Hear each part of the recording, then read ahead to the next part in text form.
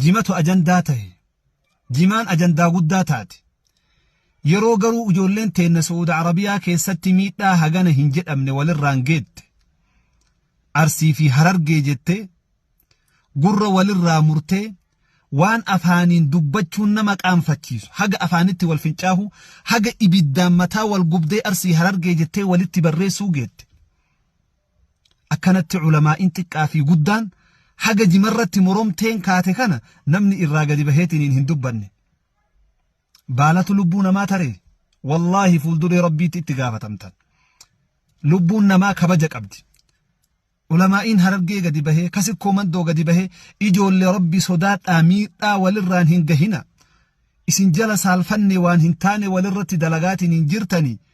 maaliif jechuu dadhabdan akka amma jimarraa haasa'amu kanatti nama dhiba والله وان قرانا ما ناتات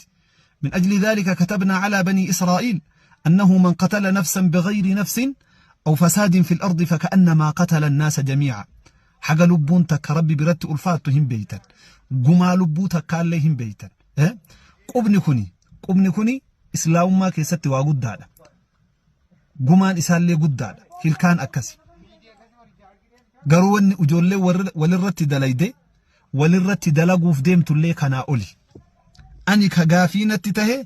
akkamitti jimaan baalli lubbuu namaati ol isin biratti halaalaa fi haraama jechuu kanarratti wal dhabbiin godhame kanarraa ka akkanatti haasawamu khashayni xiqqaani nafin guddaani nafin munashinni nafin weellisaani nafin weellistuuni nafin irraa dubbattan akkamitti sanirraa dubbachuu dhabdaniitu garaana nyaate salaamu alaykum wa rahmatullahi wa barakaatu jaartii nama ijoollee irratti barsiifatan jedhanii yoo ijoolleen nutti fuudhaa jette akka gabriitti itti fayyadama baradha jedhanii ijoolleetu itti taphata jedhanii arabdoonni jaartii namaatiif taphatti antee maal jettaa jedheen hiriyaansa abboodeen waa dhumtiimi kuwaa waan dhumatu miti haguma dalaydee haa galtu jedheen abbaa manaattu jedhaan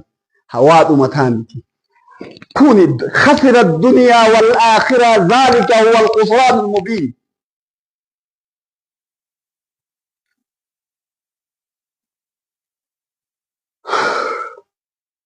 namtittiin sun deemtee duniyaalleen arganne akhiraalleen argan haga ammaa hiyyummaa dinnichaa karaa gubbaa ta'anii gurguran haga sa'aatii kanaan beeka booduma isaanii hordofa jedhee tartiiba godhadhe ummata isaan itti bu'an laala jedheetiin ummata kanaa kanaan uf dhaadoo kana intalatii intala kanaa uf dhaadoo dallaala kennee galee himan saalfatu kanaa kan ka iyyoo ka gaabii godhatee xilaa godhatee ijoolleetii ergee ka dallaalatti baasaboora baafatuu deemte hin saalfatu ijoollee gara zinaa gayyaase kanaa haraama kanaa ufiin dhaada finfinnee kan namni arabaa dhufe jedhan bara durii gamoo gugurdaa mana siree gubbaa jiru kana warra qullaa deemu kana argee kun maali gamoon jennaan bakka bulani kunoo dhalaan qurraa deemu jennaan namoo achi bule bira bulchanii akkamitti akka birrillee kafalaniifi kanaa haraama kanaa mallaqaan bitanii jedhamti miskiina kanaa haraama kanaa mallaqa kafalaniifi jedhe kanaa salphinna kanaa xiqqeenna kanaa ufiin jaja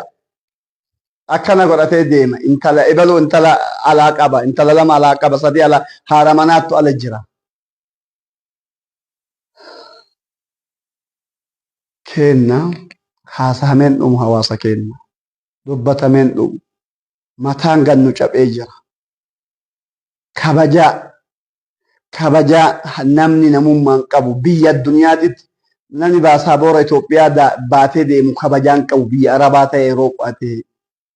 irra namni kabajaan qabne baasaboora maalifi waan xiqqa dhalaan fe'amtu akka kenna darzaanan alaan hujiifaa fe'amtu hawaasa addunyaa keessa namni niitiin xiyya haa deemtee namni niitiif jalaa oofee ilmaan itti hafee deemu hin jiru hawaasa addunyaa hawaasa kenna kana malee keessattuu hawaasa kenna hawaasa biyya kennaa kana malee